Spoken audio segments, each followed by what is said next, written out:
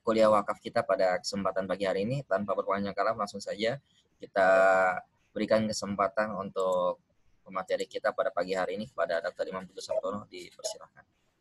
Oke, baik. Bismillahirrahmanirrahim. Assalamualaikum warahmatullahi wabarakatuh.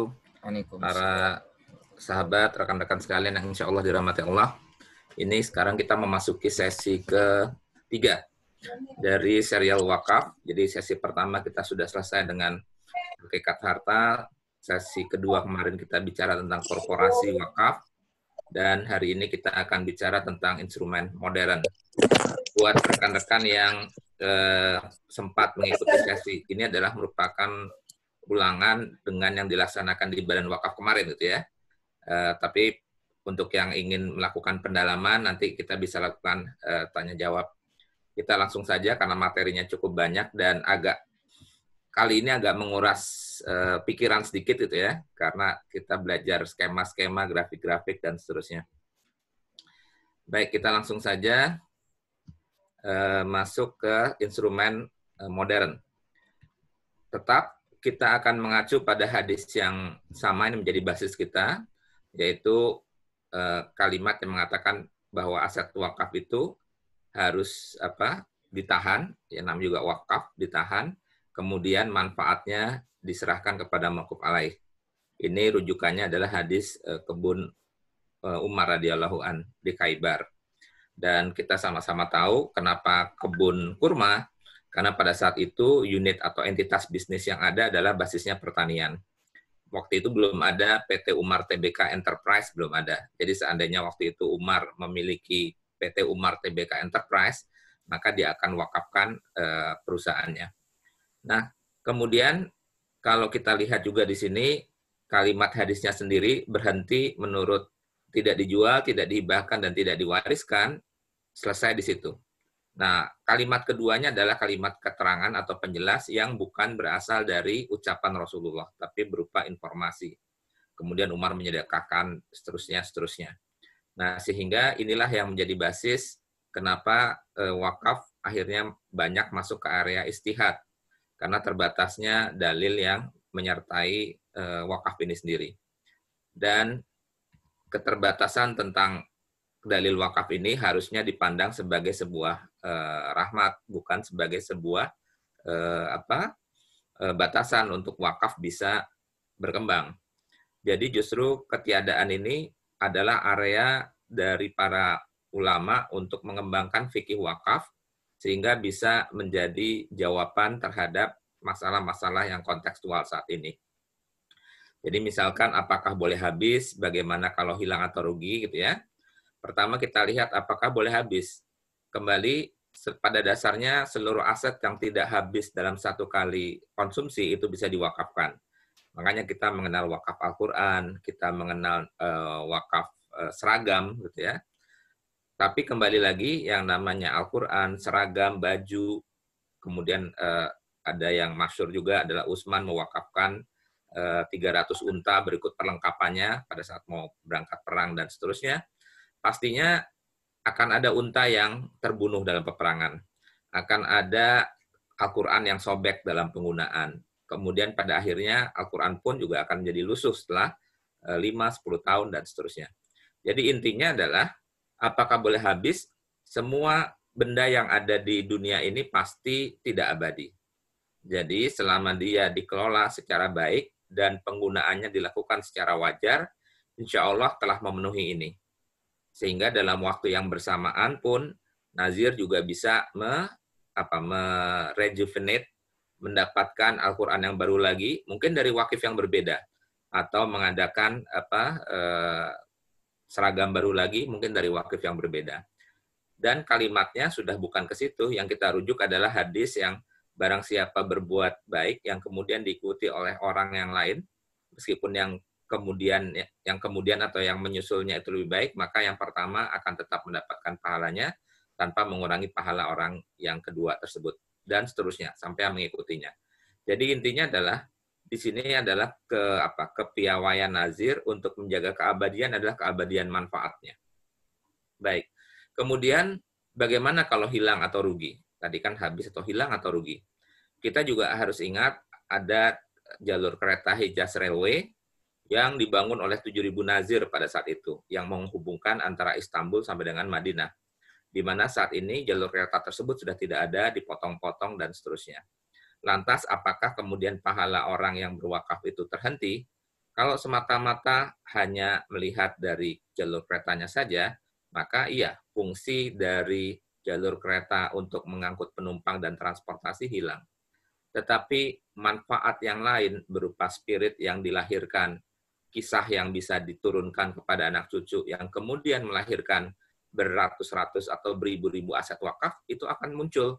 Karena berapa banyak para pendakwah yang menceritakan tentang Hijaz Railways ini, yang mendorong orang ingin berwakaf lagi. Nah, kita bisa bayangkan berapa banyak kebaikan baru yang timbul dari aktivitas atau action yang 7.000 nazir tadi membangun jalur kereta tersebut. Jadi jangan semata-mata kita memandang bahwa tegel ini adalah punyanya wakif semula, sehingga pada saat tegelnya cacat, diganti oleh tegel yang kedua, kita sebagai DKM melarangnya karena ini wakaf. Nah, kemudian haruskah dalam bentuk fix aset? Bagaimana kalau uang? Kembali, uang itu adalah sebagai alat.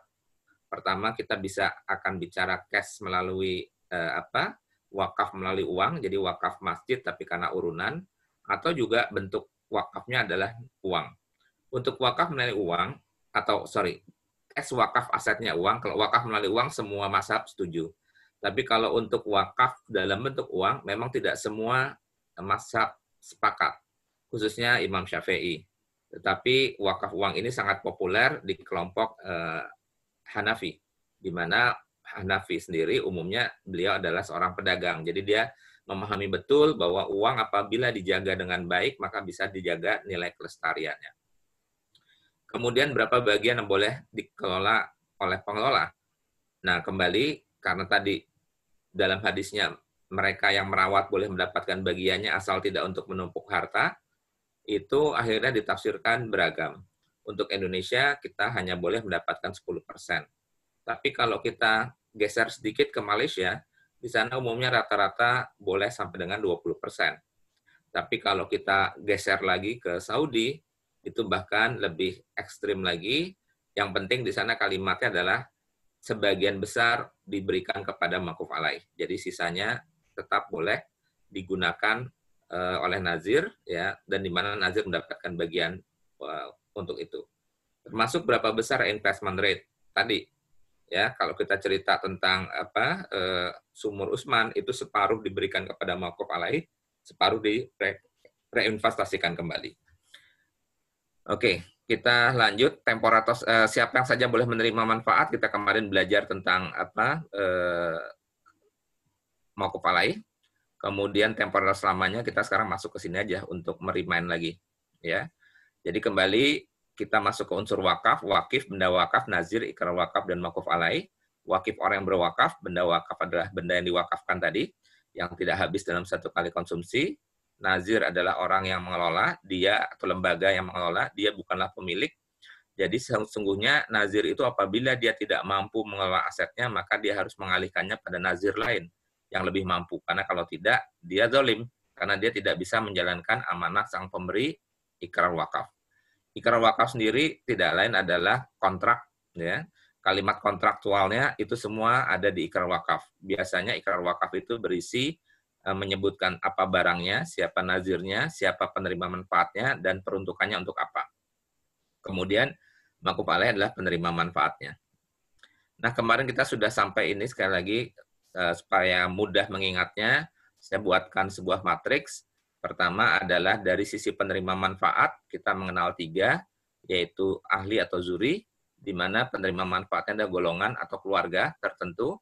Tetapi untuk praktek di Mesir, itu wakaf ahli, atau saya wakafkan ini untuk anak cucu keturunan saya, itu di Mesir dibatasi hanya boleh 3 turunan ke bawah, gitu ya. Selebihnya sudah harus kembali ke wakaf khairi. Nah, jadi boleh berwakaf untuk ahli waris atau kepada golongan tertentu, ya, golongan tertentu. Saya wakafkan tanah ini untuk sekolah buat kelompok Muhammadiyah. Jadi yang boleh di sekolah itu hanya yang keluarga berasal dari keluarga Muhammadiyah. Itu diperbolehkan. Kemudian yang ketiga adalah wakaf mustarak. Nah, adanya wakaf mustarak inilah yang kita memungkinkan kemarin bisa mendirikan korporasi wakaf. Jadi pada saat perusahaan ini memiliki 100% saham, maka 30%-nya saya wakafkan, 70%-nya tetap. Sehingga pada saat yang sang wakif meninggal dunia, 30%-nya akan terus dikelola atau menjadi milik Allah Subhanahu wa taala di tangan nazir, sementara yang 70%-nya itu diwariskan kepada ahli waris sang wakif. Kemudian dari sisi waktu, tadi dibagi dua, mu'abbad dan mu'aqqad. Mu'abbad itu adalah abadi, dia tidak akan kembali lagi kepada sang wakif, tetapi kalau mu'aqqad itu ada durasinya. Nah, sama untuk wakaf mu'aqqad, ini hanya kita jumpai di mazhab Maliki dan Hanafi. Nah, di mana untuk Hanafi memang berlaku sekali lagi karena wakaf uang sangat populer di mazhab Hanafi, termasuk di dalamnya adalah wakaf mu'aqqad itu adalah uang. Nah, untuk di badan wakaf sendiri, saat ini ada kita pertama adalah wakaf uang dengan 5 tahun gitu ya, minimal. Kenapa 5 tahun? Dasarnya supaya diterima manfaatnya dengan cukup banyak. Tetapi kemudian kembali kami beristihad, di badan wakaf beristihad, khusus untuk instrumen tertentu yang sedang kami rancang untuk kami luncurkan dalam waktu dekat, yaitu cash wakaf link sukuk yang sifatnya retail. Itu kami buat, dia boleh temporer dalam bentuk 1 tahun.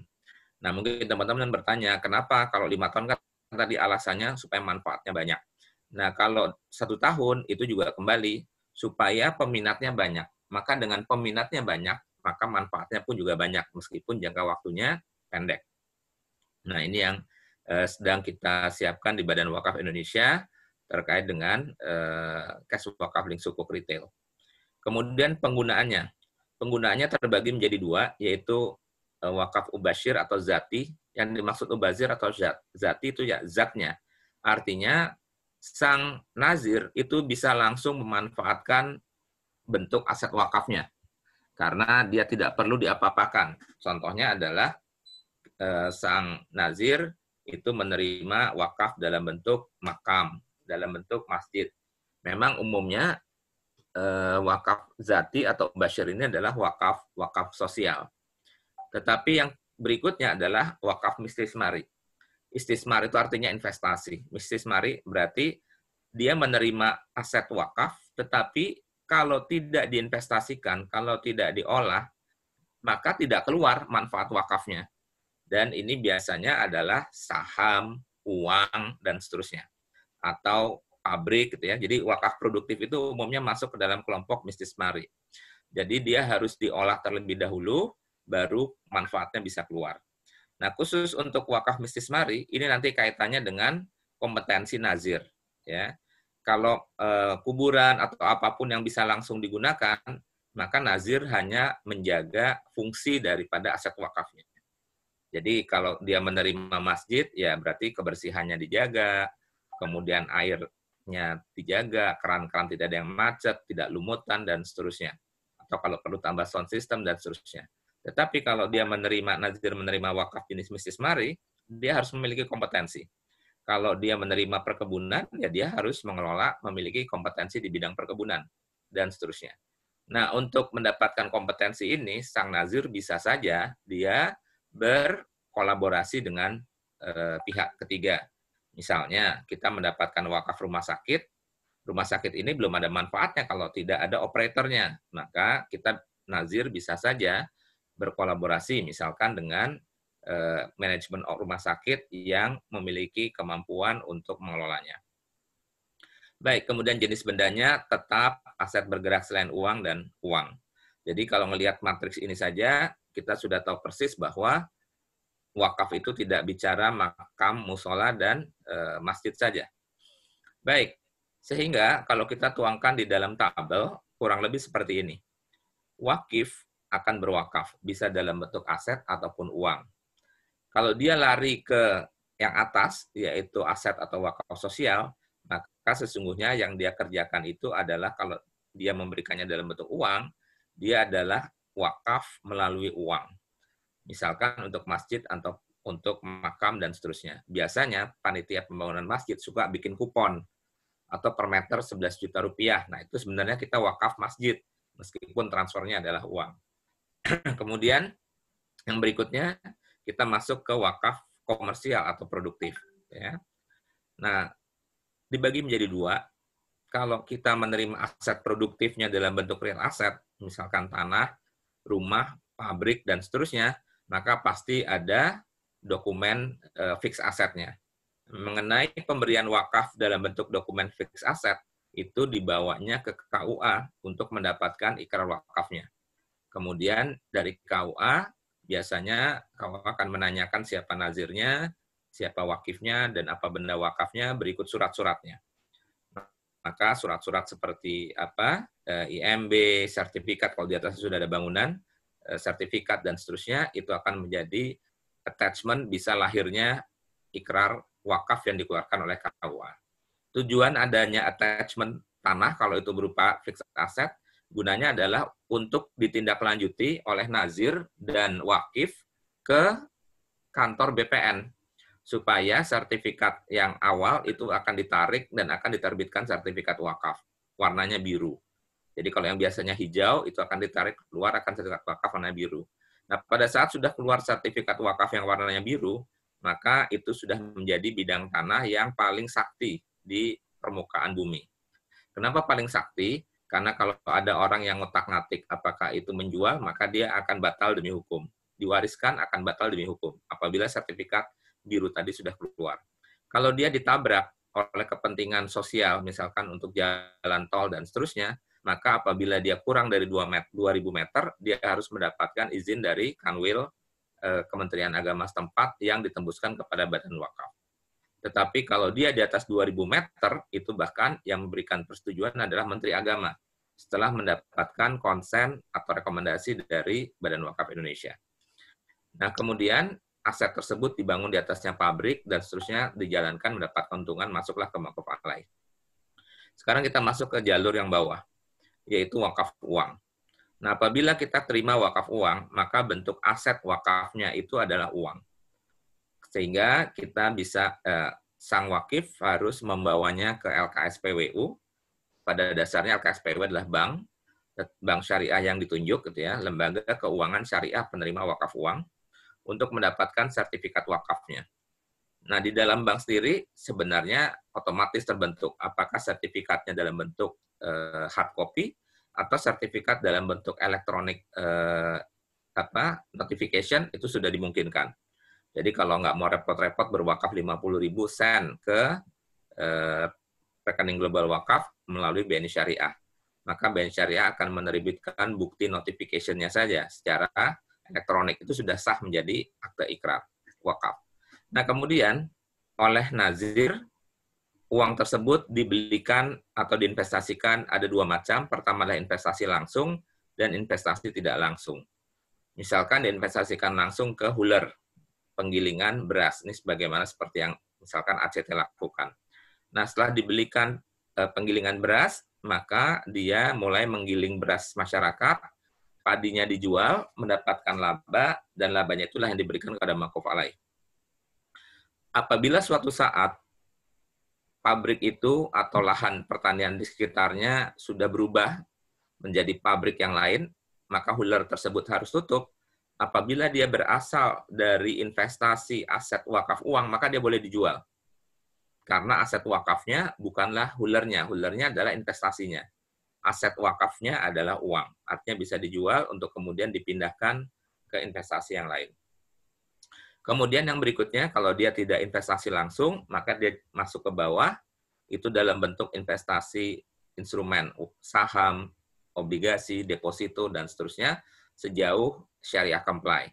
Marginnya itulah yang diberikan kepada wakaf alai. Nah, kalau kita lihat sendiri tentang kondisi, kenapa ini penting, karena kalau kita lihat kondisi perwakafan di Indonesia, ini menurut data Kementerian Agama, itu ada 414.000 hektar atau 4,14 juta meter persegi. 4,14 juta meter persegi. Nah, kalau kita lihat yang sudah diverifikasi oleh Badan Wakaf Indonesia melalui BPN separohnya, gitu ya. Artinya sudah diterbitkan sertifikatnya dan seterusnya. Tapi kita lihat penggunaannya. Penggunaannya sebagian besar 74% itu masjid dan musola. Di mana kalau kita cek pun belum semuanya berdiri karena tidak adanya investasi yang cukup. Jadi semua orang berwakaf itu tanah untuk musola, madrasah dan seterusnya. Sementara yang sifatnya produktif itu sangat sedikit sekali. Itu. Nah, nanti kita akan lihat cerita tentang aset wakaf berupa masjid Bencoolen yang di Singapura, bagaimana masjidnya diruntuhkan untuk kemudian dibangun office tower dan apartemen, dan masjidnya dibangun kembali di atasnya. Sehingga masjidnya mendapatkan income dari operasional office tower dan hotel tersebut. Sekali lagi, ini menunjukkan pentingnya kita investasi wakaf uang.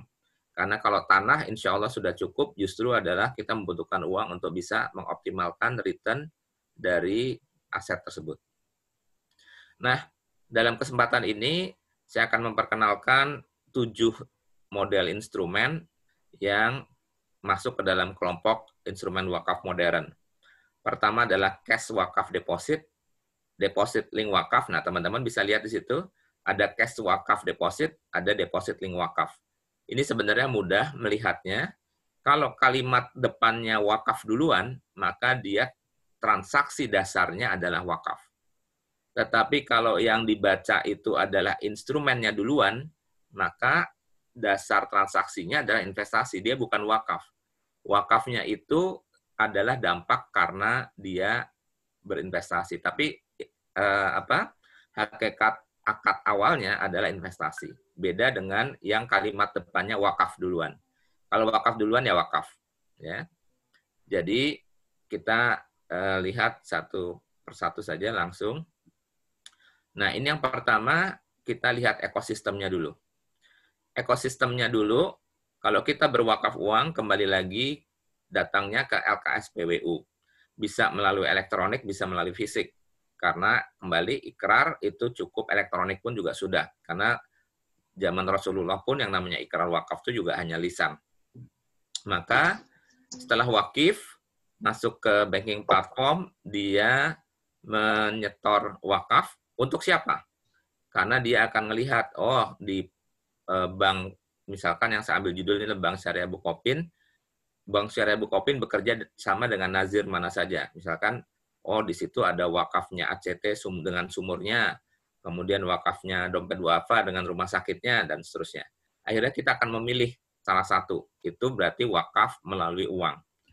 Atau di Bank Syariah Bukopin bekerja sama dengan GWC. GWC itu berarti kalau Global Wakaf Corporation, itu cash wakaf, karena uang wakaf Anda akan kita jadikan sebagai investasi. Meskipun investasinya itu bisa dalam bentuk lumbung ternak, kita dirikan kandang ternak, atau kita belikan ular, dan seterusnya. Nah, uang itu masuk ke dalam rekening nazir, dan demikian oleh nazir langsung dimanfaatkan.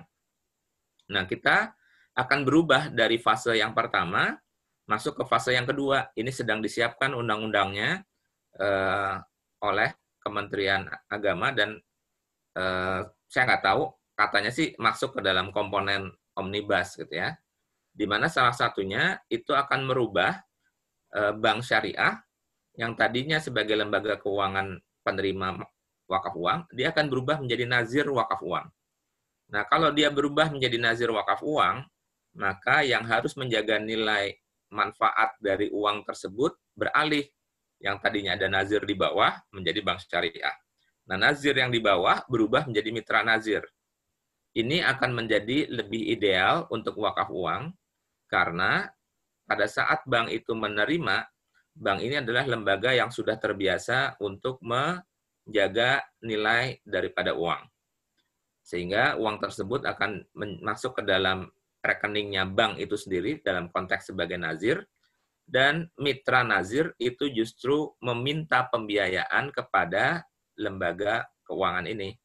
Minta pembiayaan untuk pengembangan aset wakaf. Karena asetnya uangnya uang wakaf, maka hanya untuk aset wakaf. Apa kelebihannya? Apabila nazir menyatakan bahwa saya memohon untuk pembiayaan bus wakaf. Nah, maka sang nazir akan mereview tentang bisnis plan dari mitra nazirnya. Oh, bus wakaf seperti ini, return-nya seperti ini, oke, layak, maka dia biayai. Dengan modal seperti ini, insya Allah bus wakaf itu akan terwujud karena dipantau terus oleh bank, dan insya Allah dijaga nilai return-nya. Karena kalau dia tidak impas atau tidak BP, maka akan ada monitoring dan pengawasan dari bank sehingga si mitra nazir akan memperbaiki bisnis modelnya supaya dia bisa menutupi kewajiban kepada bank syariah agar nilai atau manfaat uang wakafnya itu terpenuhi atau terjaga. Apakah model itu sudah ada? Ini kembali lagi, Indonesia kita sangat terlambat di dalam literasi wakaf, meskipun potensinya luar biasa, kita harus semangat ya. Karena apa? Karena kita belum mengerjakan apa-apa. Pada dasarnya di sektor wakaf kita belum mengerjakan apa-apa. Ini contoh Social Islamic Bank Limited di Bangladesh. Mereka sudah mengeluarkan deposito wakaf. Deposito wakaf itu adalah cash wakaf permanen, dia bukan temporer, ya. Permanen, artinya saya mendepositokan 100 juta rupiah dalam bentuk wakaf, maka akan terbentuk rekening deposito. Tapi karena ini akadnya wakaf, dan ini adalah wakaf permanen, karena Bangladesh termasuk negara yang tidak mazhabnya, dia strict tidak mengenal cash wakaf temporer. Jadi namanya wakaf harus mu'abad. Tetapi rekeningnya terbentuk. Apa tujuannya? Supaya saya sebagai wakif bisa melihat account saya. Berapa banyak imbal hasil yang sudah kembali dari hasil perputaran uangnya, gitu ya. Jadi dia akan kita akan bangga, tuh saya sudah punya rekening wakaf. Saya berwakaf 100 juta. 1 tahun kemudian di rekening saya sudah terkumpul 110 juta. Berarti dalam 1 tahun bank tersebut sudah berhasil meningkatkan nilai wakafnya sebanyak 10%. Kok bisa meningkat 10%? Karena uang wakaf itu diinvestasikan sebagaimana layaknya investasi biasa. Jadi dia di blended dengan sumber dana yang lain. Cuman bedanya kalau kita deposan deposan biasa, margin bagi hasilnya itu kembali kepada deposan. Kalau ini di blended, yang bagian dari depositonya wakaf itu langsung diberikan kepada makuf alaih. Jadi intinya sebenarnya nazir wakaf uang itu bekerjanya sebagaimana layaknya bank. Ya, jadi yang sebelah sisi kanannya itu adalah mekanisme orang kalau naruh dalam konteks deposito biasa. Nah, apakah ini sudah ada? Belum ada, karena di kita bank belum menjadi nazir wakaf uang. Yang sudah ada, ini namanya deposit link wakaf. Nah, ini kembali kita lihat. Kalau deposit link wakaf, itu yang sudah dilakukan salah satunya yang paling populer dilakukan oleh CIMB Niaga. Kembali kata depannya adalah deposit, maka asal akadnya adalah investasi deposito. Cuman bedanya pada saat deposan itu membuka deposito di CIMB, maka ditawarkan oleh customer service-nya CIMB Niaga. Bapak, ini kan depositonya sudah banyak, apa iya nggak kepikiran untuk menabung buat akhirat? Nah, gimana caranya? Ya sudah, bagi hasilnya saya serahkan nanti ke ACT untuk dibangunkan sumur. Dan nanti pokoknya akan kembali lagi ke Bapak. Tetapi kalau yang tadi, yang SIBL, pokoknya tidak kembali, karena banknya itu adalah nazirnya, nazir wakaf uangnya. Tetapi dampak dari bank itu sebagai pemilik nazir wakaf uang, maka cost of fund yang bisa dipinjamkan oleh SIBL kepada nasabah bisa lebih rendah. Dia bisa menjangkau pembiayaan orang-orang yang tidak mampu memberikan margin tinggi, itu yang pertama. Dan yang kedua adalah durasinya. Kita bisa bayangkan, ada sebuah bank yang sumber dananya tidak memiliki cost of fund dan tidak memiliki duration of time, karena tidak harus dikembalikan. Maka bank tersebut bisa membantu banyak sekali sektor-sektor mikro. Jadi bahkan kalau kita lihat nanti, kalau teman-teman sempat buka neracanya SIBL, yang tadi di Bangladesh itu di dalam neracanya itu ada inventorinya berupa kambing, inventorinya berupa gandum, dan seterusnya. Karena dia tadi bisa jangka panjang dan bisa dengan margin yang rendah karena sebagian sumber dananya selain dana komersial juga dana wakaf.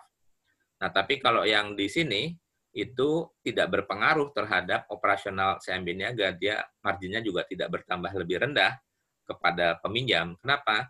Karena ini seperti sama pada dasarnya deposito biasa saja, tetapi margin yang menemaninya pada saat dia pulang, yang pulang itu hanya pokoknya atau sebagian dari marginnya. Sebagian lagi kembali kepada deposan. Baik, itu dua instrumen pertama, yaitu deposit link wakaf dan cash deposit. Ya, cash wakaf deposit. Kita masuk ke instrumen yang ketiga. Instrumen yang ketiga ini namanya sukuk link wakaf. Kembali kalimat di depannya adalah sukuk, wakafnya di belakang. Berarti dia adalah akadnya akad investasi, bukan akad wakaf. Nah, apa bedanya? Nah, kalau dia akad investasi, maka sang investor dia bukan berwakaf. Sang investor membeli sukuk saja, titik. Dan dia berharap mendapatkan margin atas investasinya. Nah, tetapi sukuk ini diterbitkan oleh sebuah lembaga yang namanya sukuk issuer karena dia berkepentingan mengumpulkan uang untuk membangun aset di atas tanah wakaf. Nah, kenapa dia tertarik untuk membangun aset di atas tanah wakaf? Karena sang sukuk issuer ini apabila dia membangun aset di atas tanah wakaf, maka nilai investasi proyeknya akan semakin rendah karena dia tidak harus membeli tanahnya. Nah, kenapa Nazir mau bermitra dengan sukuk issuer ini? Karena apabila nanti sudah selesai proyeknya, maka Nazir akan mendapatkan aset yang ada atau terbangun di atasnya. Dan selama aset itu beroperasi, dia juga mendapatkan bagi hasil dalam bentuk sewa dari tanahnya. Nah, kemudian inilah yang diberikan kepada maquf alaih. Jadi pada dasarnya sukuk link wakaf ini adalah sukuk biasa. Nah, saya akan sampaikan contohnya yang sangat populer. Nanti akan ada instrumen yang sangat populer, tetapi sebelum saya sampaikan kenapa sih muncul sukuk link wakaf ini? Karena umumnya orang berpikir bahwa aset wakaf ini adalah aset yang dihindari oleh bank. Karena dia tidak bisa dijual, tidak bisa dihibahkan, maka nilai tanah wakaf di mata bank itu menjadi nol. Karena kalau ada apa-apa, fasilitasnya dia tidak bisa melakukan eksekusi atas tanah wakafnya. Kemudian yang kedua, dikelola oleh nazir yang tidak bankable. Biasanya orang yang menduduki aset tersebut itu adalah orang yang sepuh, tidak ada pekerjaan, sudah pensiun, kerjanya wirid terus di masjid, dia dijadikan nazir. Sehingga pada saat dia datang ke bank, maka bank akan ragu apakah yang bersangkutan ngerti bisnis, gitu ya. Sehingga stigmanya tidak bisa tanah wakaf itu diproduktifkan. Nah, ini paradigma ini yang sudah berubah di banyak negara. Caranya seperti apa? Nah, ini contoh adalah saya akan sampaikan bagaimana Zamzam Tower ini berdiri. Dia adalah aset produktif yang didirikan di atas tanah wakaf. Jadi ini saya lewatkan saja, sukuk pada dasarnya surat hutang. Jadi sukuk itu surat hutang. Jadi begini, King Abdul Aziz Wakaf itu adalah lembaga wakaf nazir yang mengelola tanah-tanah yang ada di seputaran Masjidil Haram. Jadi tanah wakaf itu pada dasarnya tidak hanya Grand Zamzam, dia mulai dari Intercon, Hilton, Grand Zamzam, itu adalah aset wakaf. Nah, khusus untuk King Abdul Aziz Wakaf ini, khusus untuk Grand Zamzam, dikelolanya seperti ini. Sang nazir, dia berkontrak jangka panjang dengan Bin Laden Group sepanjang 28 tahun dengan akad Al-Hikar. Akad Al-Hikar ini diberikan judul kenapa bukan ijaroh? Karena beda. Ijaroh biasanya dia mensyaratkan sebagai rukunnya ada jangka waktu yang tetap yang disepakati oleh para pihak. Nah, sementara di sini akad Al-Hikar 28 tahun itu bukanlah sesuatu yang tetap, tetapi dia indikatif, ya. Kenapa dikatakan indikatif? Karena dia hanya berdasarkan FS saja. Nanti dalam prakteknya, apabila ternyata proyek ini membutuhkan waktu lebih panjang supaya dia bisa break even dan mendapatkan keuntungan yang disepakati, maka otomatis waktunya bisa lebih panjang. Itu yang namanya akad al-hikr. Dan akad al-hikr ini hanya boleh dijalankan di atas tanah wakaf.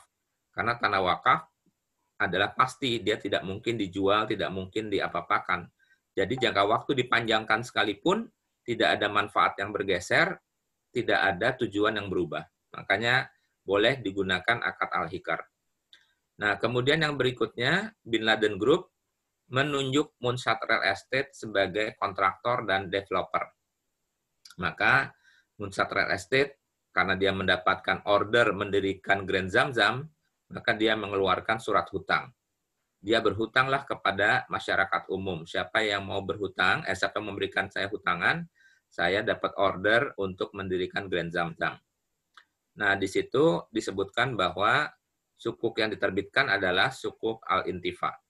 Sukuk al-intifa ini pada dasarnya sama dengan sukuk musyarakah mutanakisah. Jadi al-intifa satu unitnya adalah sebesar harga membangun satu kamar. Ada di angka sekitar 55.000 US dollar untuk satu unitnya.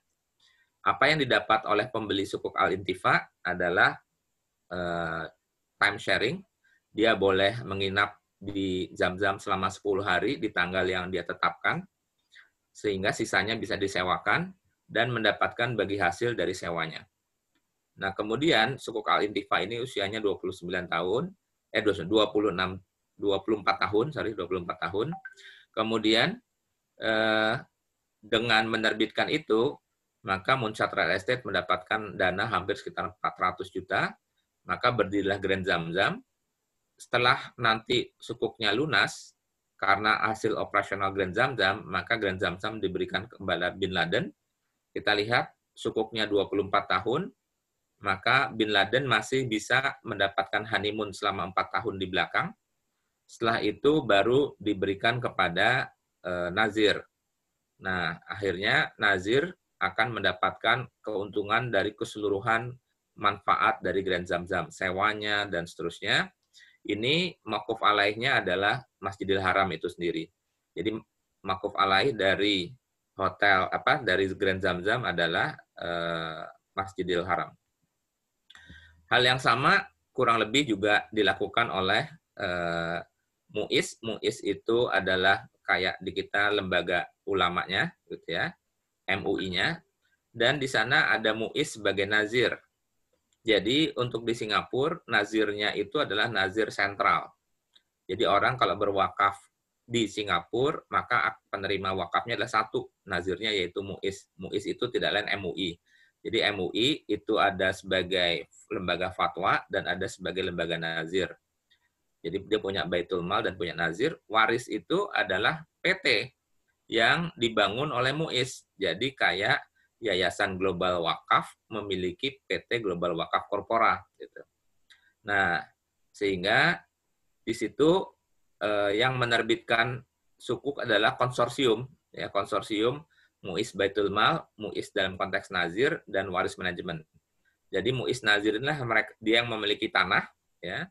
Kemudian MUIS Baitul Mal adalah lembaga penerima Basnasnya Basnasnya Singapura. Kemudian waris itu adalah manajemennya, PT-nya. Dia berhimpun menerbitkan sukuk musyarakah. Nah, dia mendapatkan 35 juta dolar Singapura untuk didirikan apartemen dan office tower. Teman-teman bisa lihat di situ gambarnya. Tadinya itu lahannya luas, masjid satu lantai, masjid tua. Kemudian masjidnya dirobohkan, yang warna kuning, dan sebelah yang warna kuning itu adalah apartemen dan office tower yang tadinya itu semua pelataran masjid, halaman masjid. Masjidnya dibangun lagi, lebih mewah, dengan 3 lantai, sehingga wasiat atau ikrar dari masjidnya tetap terbangun, tetapi masjidnya tidak lagi mengandalkan kenceleng, sudah mendapatkan sewa dari apartemen dan office tower yang ada di sekitarnya. Nah, kurang lebih ini akad al-hikr ini sudah dapat diadopsi di Indonesia, ya, sudah dapat diadopsi di Indonesia dan sudah masuk ke dalam fatwa DSN. Kita tinggal menunggu nomornya. karena sudah disahkan di dalam Ijtima Sanawi Oktober yang lalu. Jadi kita tinggal menunggu nomor fatwanya. Ini saya ambil contoh bagaimana sebuah struktur penerbitan sukuk link wakaf ini bisa dilakukan di Indonesia. Jadi di situ ada nazir pengelola, ada bank, dan ada investor pengelola asetnya. Karena bank pastinya tidak pintar mengelola office tower dan seterusnya. Ada nazir yang hanya punya tanah. Dia misalkan hanya kepala sekolah madrasah, tapi tanahnya ada di Kuningan, gitu ya, Kuningan di Jakarta. Apa yang bisa dia lakukan? Maka bikinlah tripartit perjanjian. Ada bank syariah yang nanti akan menerbitkan sukuknya. Kemudian ada pihak yang ingin mengelola atau merunning bisnisnya, dan ada nazir. Nah, di situ antara Islamic Bank dan nazir ini akan ada akad al-hikr. Nah, akad al-hikr ini tadi bunyinya kurang lebih seperti ini. Nazir akan menyewakan tanahnya kepada Islamic Bank dalam jangka waktu 20 tahun al-hikr. Artinya, apabila dalam 20 tahun ternyata office tower itu belum BEP, bank belum mendapatkan keuntungan yang disepakati oleh kedua belah pihak, maka sewanya tetap masih berlangsung. Sampai kapan? Sampai dengan sewa itu sampai dengan BEP dan keuntungan yang disepakati. Bagaimana kalau keuntungan yang disepakati atau kondisi tersebut tercapai sebelum 20 tahun? Maka gugurlah akad al-hikrnya. Aset tersebut harus segera dikembalikan kepada nazir dan pengelola. Dengan demikian, kedua belah pihak akan mendapatkan garansi. Pertama, bank akan mendapatkan garansi bahwa dia akan tetap memiliki aset tersebut sampai dengan lunas. Jadi, dia merasa aman. Oh, saya akan terus mendapatkan income sampai dengan lunas dan keuntungan yang disepakati. Nazir juga merasa akan aman bahwa asetnya akan kembali begitu bank selesai mendapatkan bagiannya. Kita bisa bayangkan kalau tidak menggunakan akad al-hikr, boleh jadi nanti sebenarnya aset itu sudah balik modal di tahun ke-5 atau di tahun ke-10, tetapi karena kontraknya baru tahun ke-20, baru dikembalikan tahun ke-20. Maka yang dirugikan adalah maquf alaih. Ini sudah bisa digunakan, dan antara nazir dengan Islamic Bank itu bukanlah peminjam. Kenapa? Karena aset itu pada saat sudah didirikan akan masuk ke dalam neracanya bank. Jadi bank memiliki gedung dan dialah yang mengelolanya. Sehingga nazir bukanlah peminjam uang dari bank. Nah, ini hebatnya lagi. Sehingga nazir tidak perlu pusing kepala apabila ternyata proyeknya mundur daripada target semula revenue-nya. Karena tidak ada pinjam-meminjam. Bank juga tidak perlu membuat cadangan karena dia bukanlah pinjaman tetapi asetnya. Nah, kemudian nanti apabila sudah terjadi akad al-hikrnya jatuh, misalkan keuntungan sudah, BEP sudah, akad al-hikr jatuh, maka bank tinggal menerbitkan akad hibah kepada nazir pengelola atas gedung yang ada di atasnya. Ini yang kemudian model yang kedua. Model yang kedua adalah sama, tetapi kaitannya dalam hal ini yang dibangun bukanlah aset properti, tetapi yang dibiayai adalah aset-aset produktif wakaf yang tidak memiliki akses terhadap lembaga keuangan. Pelan-pelan ya, saya ambil contoh. Satu-satu misalkan. Nazir A, B, dan C. Nazir A misalkan dia memiliki usaha sewa-menyewa bus untuk dioperasikan. Saya ambil contoh realnya saja, misalkan Al-Azhar. Al-Azhar memiliki wakaf produktif berupa bus untuk antar jemput siswa dan seterusnya. Pada saat dia meminjam ke bank, pada dasarnya dia tidak bisa menjaminkan bus yang dia punya karena itu adalah aset wakaf. Sehingga dia harus mendapatkan sumber lain. Ya, nunggu pengumpulan wakaf dari wakif butuh waktu. Ya, pada dasarnya yang selama ini dia lakukan apa? Yang selama ini dia lakukan adalah dia kampanye untuk mendapatkan uang wakaf, kemudian dibelikan bus. Kampanye kan butuh waktu. Sementara tahun ajaran sudah ada, sudah muncul tahun ajaran baru berikutnya, sehingga butuh bus sekarang. Kemudian sama juga, misalkan ACT. ACT lagi jalanin seperti ini, operasi pangan, butuh truk. Dia kampanye bikin truk beras, butuh waktu 6 bulan sampai truknya kebeli. Padahal COVID-nya juga hanya 6 bulan. Nah, gimana caranya? Mau pinjem bank, kemudian dijaminkan truknya. Lah, truknya sendiri itu aset wakaf. Nah, kemudian yang kedua, misalkan, Nazir B, rumah sakit. Dia ingin membangun kamar operasi. Banknya nanya, kamu mau pinjem? Iya. Maka jaminkan dong rumah sakitnya. Sama, dia juga kesulitan. Karena rumah sakitnya adalah rumah sakit wakaf. Dampaknya, dia harus kampanye untuk mendirikan kamar operasi. Dan seterusnya. Nazir C, sama, dia harus bangun huler, harus bangun kandang, dan seterusnya. Maka harus ada sebuah lembaga yang bersedia untuk menjadi fronting. Nah, lembaga ini bisa bank, bisa lembaga keuangan syariah, dia menjadi fronting. Fronting artinya dia menerbitkan sukuk yang dikatakan sukuk link wakaf.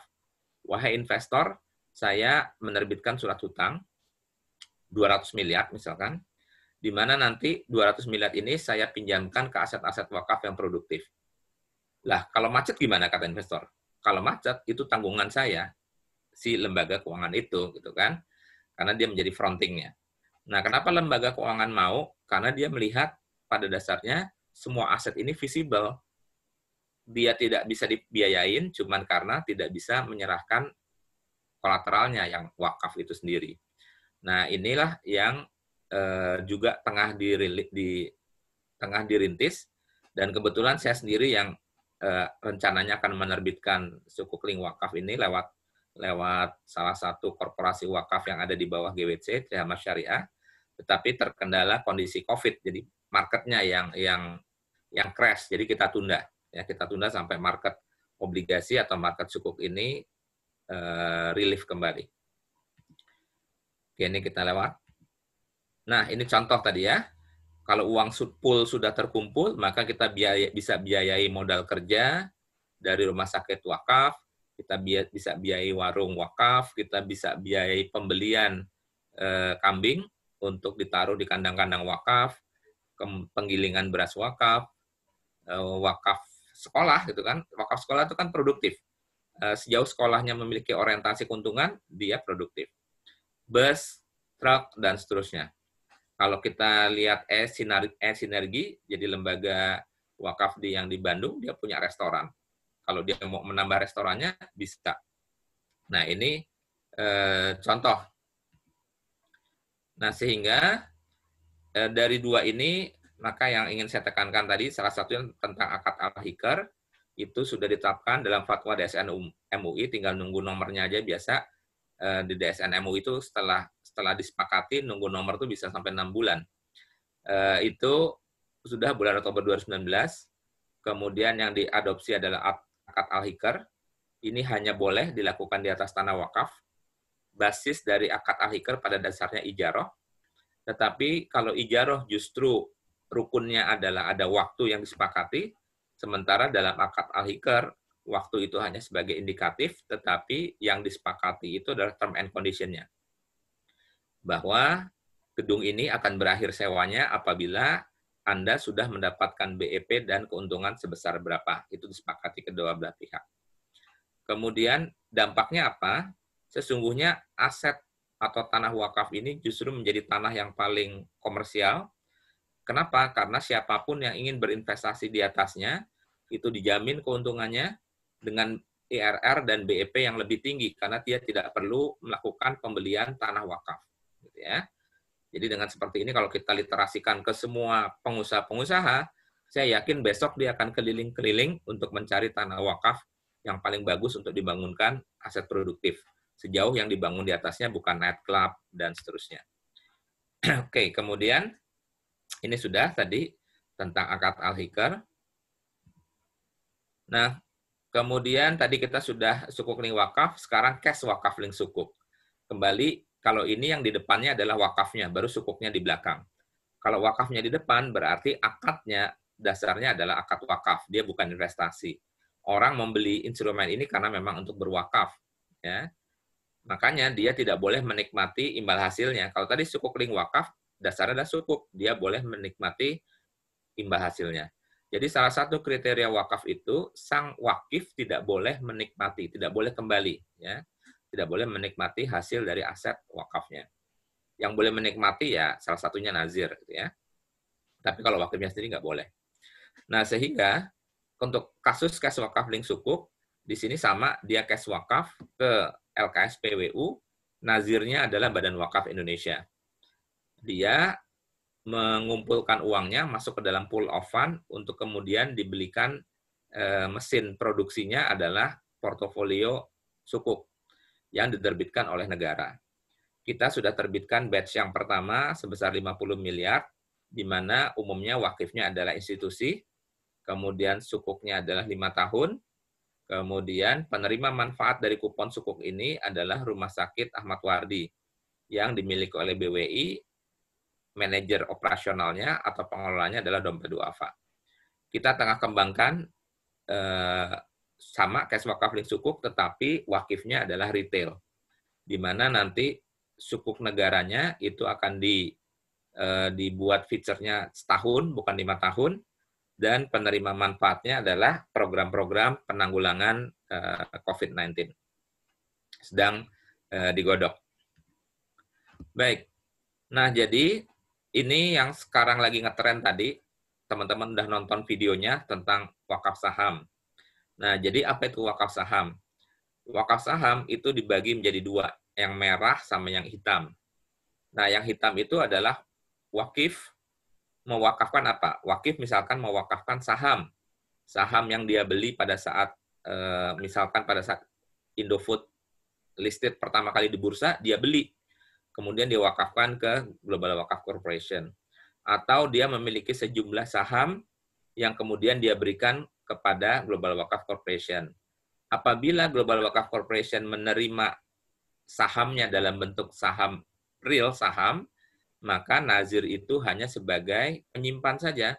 Karena aset wakafnya adalah saham. Ingat, aset wakaf tidak boleh dijual, tidak boleh diwariskan, dan tidak boleh dihibahkan.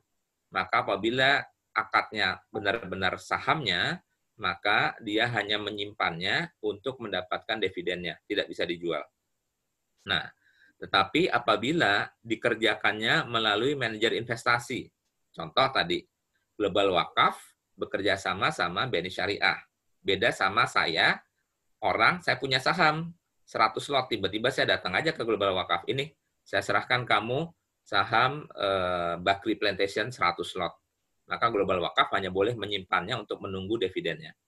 Tetapi apabila saya hadir bersama-sama manajer investasi, itu pada dasarnya yang diwakafkannya adalah cash wakaf, wakaf uang, ya, wakaf uang, tetapi dalam bentuk kumpulan saham.